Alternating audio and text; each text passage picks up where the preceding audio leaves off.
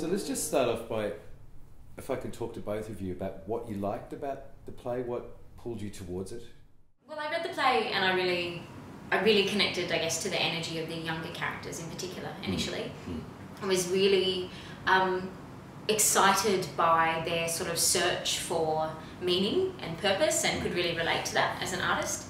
And then the more and more I engaged with that, I sort of started to understand that confusion, I guess, as you try to figure out, are you settling or compromising as you grow up? Are you accepting the sort of ideals that your more conservative or traditional parents have influenced you, or are you rallying against that? And is there any point to any of that? I guess I was able to kind of jump on that confusion personally, and I think finding a personal connection to a text is really important as a theatre maker for me. So that was the first thing, I guess, and the size of the work, you know, all of those artists, the chance to work with. Yeah, and I think it's something creatively about, I think there was also a connection between where we were at with where Gorky was at when he wrote it. It was his first full-length play, and it was kind of cumbersome and not his most refined work. There was heaps of characters and the story bounced all over the place, and it felt very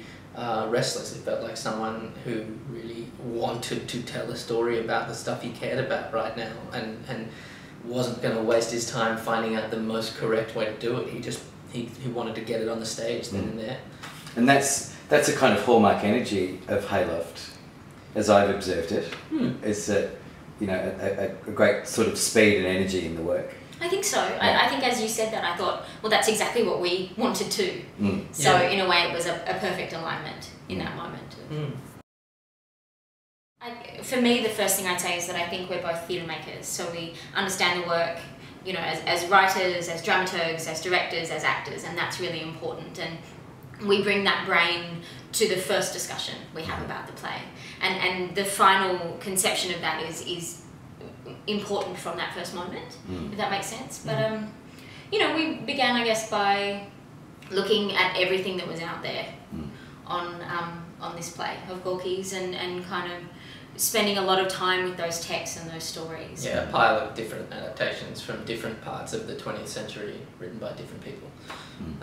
Because we don't speak Russian. Yeah. Yeah. Did you ever get hold of a literal translation, or was that possible? No, we got some pretty stodgy early 20th century British ones but no literal translations of Miss Shani, the Russian title of it. But it was just, thanks. But no, it was but it was nice just to actually see a line of people doing what we were doing, in whatever their context was, but responding as artists to this play, what was important to them, what they brought to the fore, what they cut out or made smaller, and it's kind of nice to see that permission exists in the process of adaptation, that you tell the story that is going to be most potent now, and that's what people have been doing for a long time. And I was going to say on that's sort of the other thing that we bring to the table is what we care about, our politics, of course, and the stories we want to tell, and also how that story relates to right now.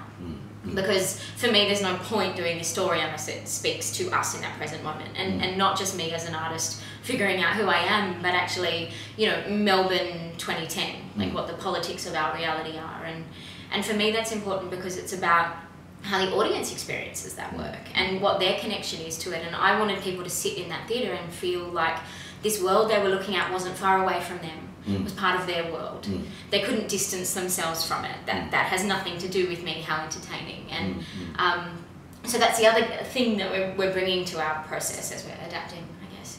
I think there was a class issue that we deny a lot, I think, in Australia, that felt very relevant to the text, but that we needed to sort of shift into our contemporary context. So, you know, we had a servant in Gorky's original. How do we bring those dilemmas, those attitudes that are really sort of, I think, inherent for us underneath everything, but not often sort of articulated by people, and sort of make people see that in a way that's relevant to them. And also the women's issues, this idea of the daughter who's you know, needs to get married and you know, needs to find a way to support herself in the world, and is so heavy and miserable. And that had a particular notion, I guess, in Gorky's world, but there's a kernel of that is really relevant to us. Sure, yeah. It's one of the most interesting parts of the production for me. Yeah, and yeah. You still have people, like on A Current Affair the other night, you have Ida Buttrose saying, if you think that's how you're going to get a husband, you're wrong. It's like, why is that what we're still talking about? That's the definition of a young woman's aim in life.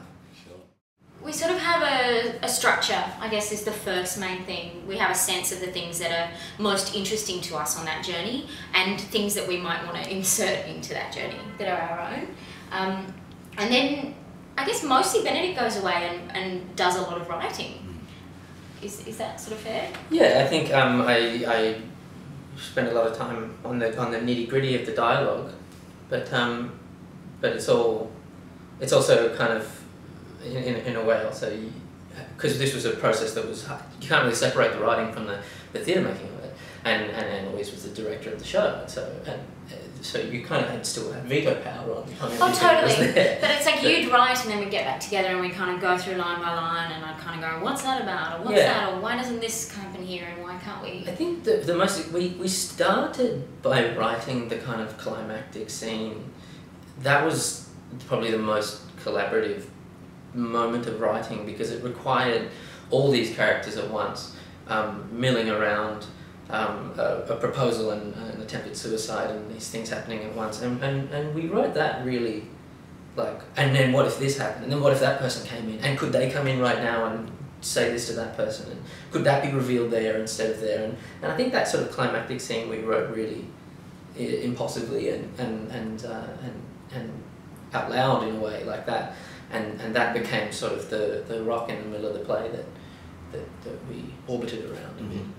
Yeah. But also, I think that scene's a good example. After that, on the floor, that scene still was changing enormously, and that's just about who's where and what their relationship in the space is to that moment, and what's needed timing-wise between someone going to get her some water and something else happening. So, you know, we did a whole lot of work together on the script, then took it to the room, and then kept changing it basically for the show. So there are so many different versions of the play. Yeah. And you, I imagine, Benedict, in the process of the two of you would have done the most hat changing actually in the making of the work, given that you were working as an actor and a writer.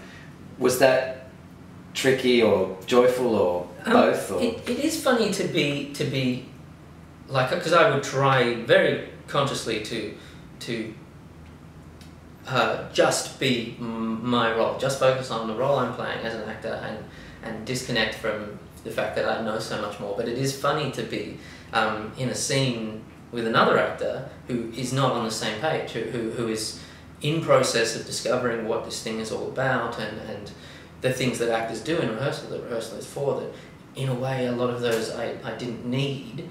And so, I don't know, I think I was actually guilty of being a little bit subdued as an actor, not exploring as much, because I probably thought I knew what it was. I think that's really interesting, because there were also moments in rehearsal when someone would say, oh, this line means this, and we'd sort of look at each other and go, oh, well, it didn't when we wrote it, but of course it can, and people are kind of showing you new directions where your writing or your play can go. And I think what's interesting in a way is that there was a sense that you knew, so then how do we crack that open as well, and also because it's changing too, so it's like the play that we understood actually isn't the same play that we put on. And the character that I was bringing to the floor couldn't be the same by the end, because if all the other characters have changed and the context of the lines has changed, I'll be left behind, so I have to be able to work as an actor. So was there a point where you just had to, as a writer, step away? Yeah, I think there was. Yeah, I think so. And also there was probably a point where Anne-Louise had to stop deferring to me and take the reins entirely. And I think it was pretty late though, partly because we were still changing things along the way.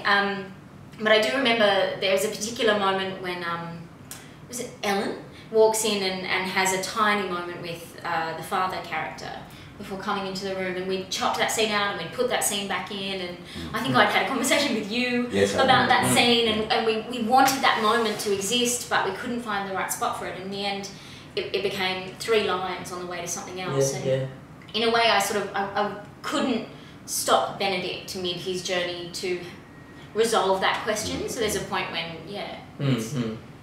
And was that sort of a hard thing for either or both of you? Like, was there a kind of a grief involved in that, or? Little griefs for me as a writer, because I think in any Hayloft project show, but in this show there was a lot of killing of your babies as you go along, because again, how the script was adapting, evolving by the staging and the theatre making of it. You cut a lot of lines. We cut heaps, and there's some things because they just don't quite work. Other things you find wonderfully unnecessary. You know, you can have a man walk into a space with a certain state of affairs in his costume and his demeanour, and you find that you no longer need that line where he says, "Hey everyone, I'm sad." So you cut that line, and so as a writer, there was probably a lot of watching things get cut. That was like, no, I like that line. But there's also that moment, I guess, when Benedict's eye isn't on the hole anymore. And it can't be. So I know I'm killing his babies, but I very much feel I need to. There's a point where you can't keep saying, "Is that okay with you?" And that's just for the other artists in the room. Sorry, because they're contributing too. At some point, they're making a lot of them. Those lines become their words, and not just become because they own them. I mean, literally, they make an offer, and that's the line that we change it to. Yeah, and I guess I just put my trust in Anne-Louise. That there's also a lot more value into the way a play moves, not just the individual components of it, and that was the director's job.